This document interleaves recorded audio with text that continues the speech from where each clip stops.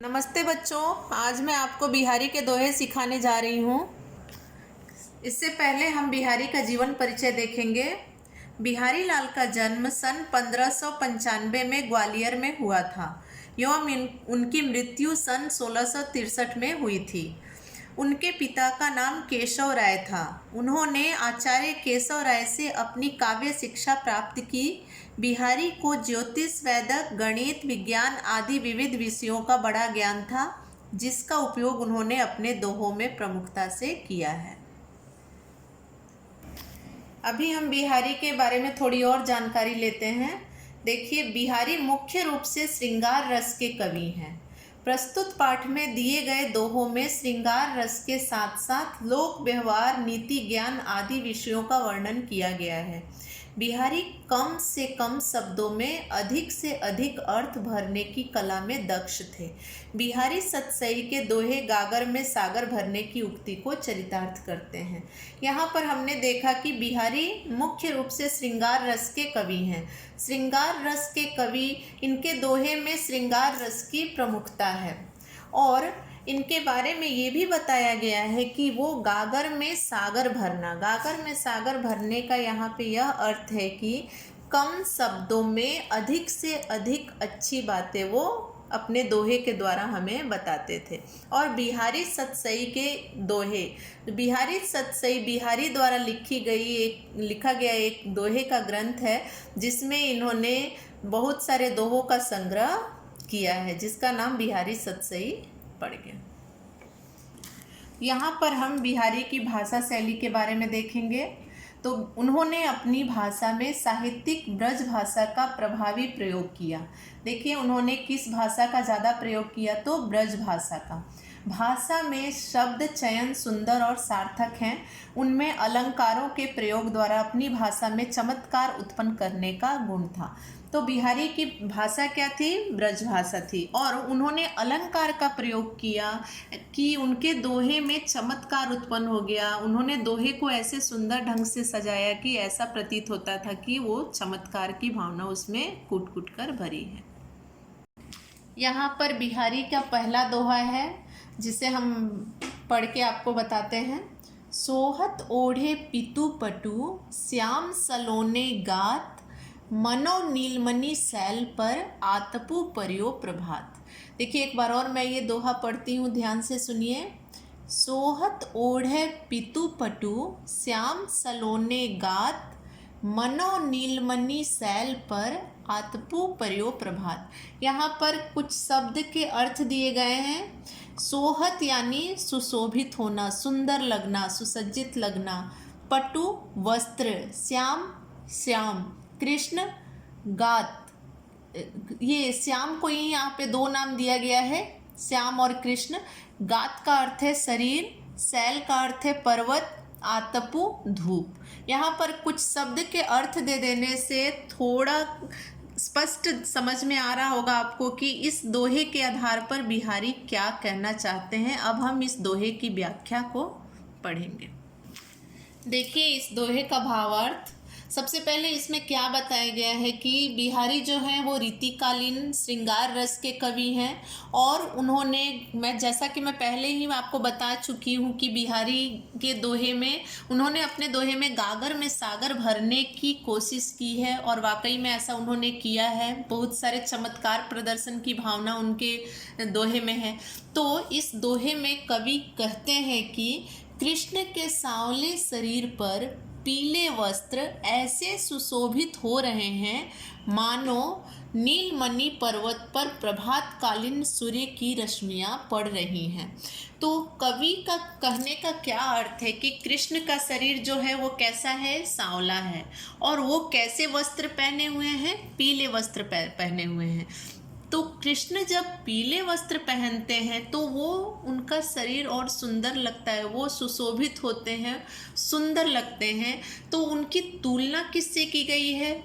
जैसे नीलमणि पर्वत पर प्रभातकालीन सूर्य की रश्मियाँ पड़ रही हों। नीलमणि एक पर्वत है, जब सूर्य की पहली किरण उस पर पड़ती है और वो जिस प्रकार चमकता है, ठीक वैसे ही जब कृष्ण भगवान पीले वस्त्र पहन लेते हैं तो सुसज्जित होते हैं, सुशोभित लगते हैं। इस दोहे में तुलना की गई है नीलमणि पर्वत और कृष्ण के शरीर का। तो कृष्ण कैसे वस्त्र में सुंदर लगते हैं? पीले वस्त्र में। और नीलमणि पर्वत पे क्या पड़ता है तो वो सुंदर चमकता है? सूर्य की किरण। ये तुलनात्मक दोहा बिहारी का है। अभी हम दूसरा दोहा देखेंगे। कहला ने एकत बसत, अहि मयूर मृग बाघ, जगतु तपोवन सौ कियो, दीर्घ दाग निदाग। एक बार और मैं पढ़ती हूँ, इसको ध्यान से सुनिए, क्योंकि जो ये शब्द हैं वो थोड़े टेढ़े मेढ़े हैं, तो आपको पहली बार बोलने में थोड़ा तकलीफ होगा, लेकिन जब आप इसको बार बार बोलिएगा तो अभ्यास हो जाएगा। जैसे आप सुनिए ध्यान से। कहलाने एकत बसत, अहि मयूर मृग बाघ, जगतु तपोवन सौ कियो, दीर्घ दाग निदाग। देखिए इसमें भी कुछ शब्दार्थ है यहाँ पे। अहि का अर्थ है सांप, मयूर का अर्थ है मोर, मृग का अर्थ है हिरण, दाग का अर्थ है ताप। ताप यानी कि बहुत प्रचंड गर्मी। तो ये जो आपका दोहा है वो प्रचंड गर्मी के ऊपर दर्शाया गया है, बताया गया है। इसकी हम व्याख्या पढ़ेंगे। इस दोहे का भावार्थ इस प्रकार है। रीतिकालीन गागर में सागर भरने वाले श्रृंगार रस के कवि। देखिए इनकी कितनी बड़ी यहाँ पे बात बताई गई है। रीतिकालीन गागर में सागर भरने वाले श्रृंगार रस के कवि बिहारी ने प्रस्तुत दोहे में ग्रीष्मकालीन दोपहरी में प्रचंड ताप से व्याकुल प्राणियों की स्थिति का चित्रण किया है। देखिए आपको समझ में आ गया होगा कि इस दोहे में उन्होंने किसका वर्णन किया है? ग्रीष्मकालीन गर्मी की ऋतु का वर्णन किया है। जब गर्मी की ऋतु में दोपहर के समय प्रचंड गर्मी होती है, उस समय की स्थिति को इसमें बताया है। ग्रीष्मकाल के प्रचंड ताप से बेहाल प्राणी आपसी शत्रुता भूलकर एक ही स्थान पर बैठे हैं। गर्मी इतनी प्रचंड है कि एक दूसरे के परम शत्रु मोर और सांप, बाघ और हिरण भी समस्त बैर भाव को बिसराकर ताप से मुक्ति पाने के लिए वन में एक ही स्थान पर एकत्रित हो गए हैं।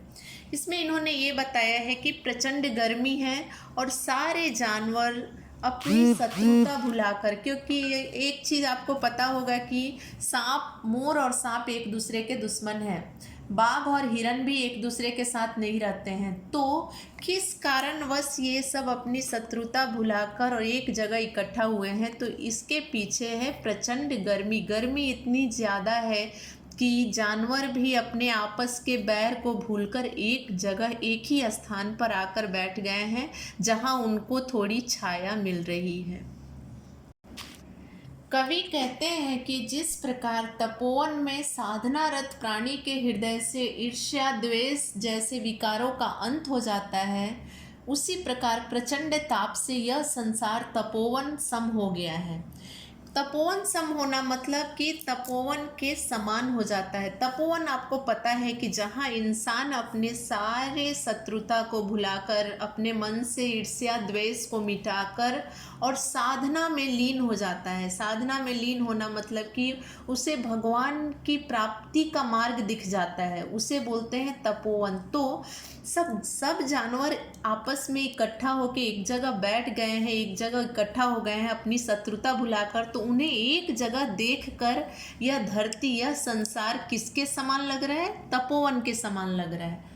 प्रचंड ताप से मुक्ति का एकमात्र लक्ष्य लिए जगत रूपी तपोवन में सभी प्राणी आपसी द्वेष को भुलाकर एक साथ बैठे हैं। तो इस दोहे में उन्होंने प्रचंड गर्मी का वर्णन किया है और गर्मी के कारण सारे जानवर आपस की शत्रुता को भुलाकर एक जगह इकट्ठा हो गए हैं। उन्हें एक जगह देखकर ऐसा प्रतीत होता है कि यह संसार तपोवन के समान बन गया है। अब हम तीसरा दोहा देखेंगे। बतरस लालच लाल की, मुरली धरी लुकाई, सौह करे भौहनु हंसै, दैन कहे नटी जाई। एक बार और मैं पढ़ती हूँ, ध्यान से सुनिए। बतरस लालच लाल की, मुरली धरी लुकाई, सौह करे भौहनु हंसै, दैन कहे नटी जाई। देखिए यहाँ इसमें भी कुछ शब्दार्थ यहाँ पे दिया गया है। लुकाई का अर्थ है छिपाना, सौ का अर्थ है कसम, नटी का अर्थ है मना करना। अब हम इस दोहे का भावार्थ पढ़ेंगे। अभी आप देखिए इसका भावार्थ। रीतिकालीन गागर में सागर भरने वाले श्रृंगार रस के कवि बिहारी ने प्रस्तुत दोहे में गोपियों द्वारा कृष्ण की बांसुरी चुराए जाने का सुंदर जीवंत चित्रण किया है। इस दोहे में बिहारी लाल ने गोपियों द्वारा कृष्ण की बांसुरी चुराए जाने का सुंदर जीवंत चित्रण किया है। इसका तात्पर्य यह है कि इस दोहे में यह बताया गया है कि गोपियाँ कृष्ण की मुरली छुपा लेती हैं, चुरा लेती हैं। कवि कहते हैं कि कृष्ण से बात करने की लालसा लिए गोपियाँ कृष्ण की मुरली छुपा लेती हैं। अब गोपियाँ कृष्ण की मुरली क्यों छुपा लेती हैं? तो कृष्ण से बात करने की लालच में वो उनको ऐसा लगता है कि यदि हम कृष्ण की मुरली को छिपा लेंगे तो कृष्ण उन्हें खोजते हुए ढूंढते हुए हमारे पास आएंगे और हमसे पूछेंगे, इसी बहाने कृष्ण हमसे बात करेंगे। इसी बहाने वे कृष्ण से बातें करने का अवसर प्राप्त कर लेती हैं। कृष्ण गोपियों से पूछते हैं कि क्या उनकी बांसुरी उनके पास है। गोपियाँ सौगंध ले मना कर देती हैं। अभी देखिए इसमें आपको स्पष्ट हो गया कि इस दोहे में जब गोपियाँ कृष्ण की बांसुरी चुराती हैं तो कृष्ण उनके पास आते हैं और वो पूछते हैं कि क्या उन्होंने कृष्ण की बांसुरी चुराई है, तो वो तुरंत मना कर देते हैं और कसम लेते हैं। लेकिन वाकई में गोपियाँ ही कृष्ण की बांसुरी को छुपाती हैं। क्यों छुपाती हैं? तो कृष्ण से बात करने की लालसा में, कृष्ण से बात करने की लालच में उनको अच्छा लगता है जब कृष्ण आकर उनसे बातें करते हैं। किंतु गोपियों के मुख के हाव भाव से, भौहों के संकेत से कृष्ण जान जाते हैं कि बांसुरी गोपियों ने ही छुपाई है। ये लाइन भी आपके सामने एकदम स्पष्ट है कि जब गोपियाँ कसम खाती हैं और वो मन ही मन हंसती हैं तो कृष्ण को उनका मुख देखकर, चेहरा देखकर यह समझ में आ जाता है कि ये बांसुरी जरूर गोपियों ने ही छुपाई है। वे गोपियों से अपनी बांसुरी मांगते हैं पर वे बांसुरी देने से मना कर देती हैं। दोहे के माध्यम से कवि बिहारी ने कृष्ण और गोपियों के संवाद को बहुत ही कम शब्दों में अत्यंत सजीव और सुंदर ढंग से उकेरा है, मतलब दिखाया है। तो इसमें बिहारी लाल यह कहना चाहते हैं कि गोपियाँ जो है वो कृष्ण से बात करने की लालसा में उनकी बांसुरी छुपा देती हैं और जब कृष्ण अपनी बांसुरी खोजते हुए गोपियों के पास आते हैं और उनसे पूछते हैं कि क्या वो उनकी बांसुरी छिपाई है, तो वो तुरंत मना कर देती हैं, सौगंध खाती हैं, कसम खाती हैं। लेकिन उनका चेहरा और उनके हाव भाव को देखकर कृष्ण को पता चल जाता है कि उनकी बांसुरी गोपियों ने ही छुपाई है। जब वो मांगते हैं, बांसुरी को मांगते हैं तो वो मना कर देती हैं। तो इसके माध्यम से बिहारी लाल ने कृष्ण और गोपियों के संवाद को बहुत अच्छे से रुचिगत ढंग से दिखाया है। अब हम बिहारी के चौथे दोहे को देखेंगे। कहत नटत रीझत खिजत, मिलत खिलत लजियात, भरे भौन में करत है, नैनों ही सब बात। एक बार और मैं पढ़ती हूँ, ध्यान से देखिए क्योंकि ये जो शब्द हैं वो थोड़े कठिन हैं बोलने में, लेकिन आप इसको ध्यान से सुनिए। कहत नटत रीझत खिजत, मिलत खिलत लजियात, भरे भौन में करत हैं, नैननु ही सब बात। यहाँ पर भी इसका शब्दार्थ दिया गया है। देखिए, नटत का अर्थ है मना करना, रीझत का अर्थ है मोहित होना, खिजत का अर्थ है खींचना, खिलत का अर्थ है प्रसन्न होना। ठीक है, अब हम इसका भावार्थ देखेंगे। ये इसका भावार्थ देखिए। रीति काल के श्रृंगार रस के गागर में सागर भरने वाले कवि बिहारी ने श्रृंगार रस के संयोग पक्ष का सुंदर वर्णन किया है। नायक और नायिका एक कक्ष में परिजनों के साथ बैठे हुए हैं। ध्यान से सुनिएगा। नायक और नायिका एक कक्ष में परिजनों के साथ बैठे हुए हैं। जैसे एक फिल्म में हीरो और हीरोइन होता है, वैसे ही यहाँ पर इस दोहे में हमने एक नायक और नायिका का चित्रण किया है। परिजनों के सम्मुख मर्यादाशील आचरण करते हुए दोनों मुख के हाव भाव से ही अपनी भावनाओं को अभिव्यक्त कर रहे हैं। देखिए, ऐसे अगर सरल भाषा में मैं आपको समझाऊं तो एक भवन है, एक घर है जो मेहमानों से भरा हुआ है, अतिथियों से भरा हुआ है, या कहें तो परिजनों से भरा हुआ है, यानी वहाँ बहुत सारे लोग हैं। वहाँ पर नायक और नायिका एक साथ बैठे हैं, लेकिन परिजनों के सम्मुख, इतने सारे लोगों के सम्मुख वो आपस में बात करने से शर्माते हैं। उनको शर्म आती है सबके सामने बात करने में, उनको लज्जा आती है सबके सामने बात करने में। तो देखिए, परिजनों के सम्मुख मर्यादाशील आचरण करते हुए, मर्यादाशील का अर्थ होता है कि अपनी मर्यादा में रहना, अपने आचरण को अच्छे से सबके सामने पेश करना। तो मर्यादाशील आचरण करते हुए दोनों मुख के हाव भाव से ही अपनी भावनाओं को अभिव्यक्त कर रहे हैं, यानी वो आपस में बात कर रहे हैं, लेकिन वो किस प्रकार बात कर रहे हैं? तो अपनी आँखों से, अपने नयनों से ही बात कर रहे हैं, अपने चेहरे के हाव भाव से ही बात कर रहे हैं, बिना बोले वो आपस में बात कर रहे हैं। ऐसी स्थिति में नायक आँखों ही आँखों में नायिका से प्रेम निवेदन करता है, यानी वो अपने आँखों, अपने नयनों के इशारों से ही नायिका को प्रेम का निवेदन करता है, उसे प्रेम से कुछ बोलता है। नायिका हाव भाव से ही नायक का निवेदन अस्वीकृत कर देती है। अब नायिका भी इधर अपने आँखों के इशारे से जो वो प्रेम का निवेदन भेजता है वो उसे अस्वीकार कर देती है, यानी मना कर देती है।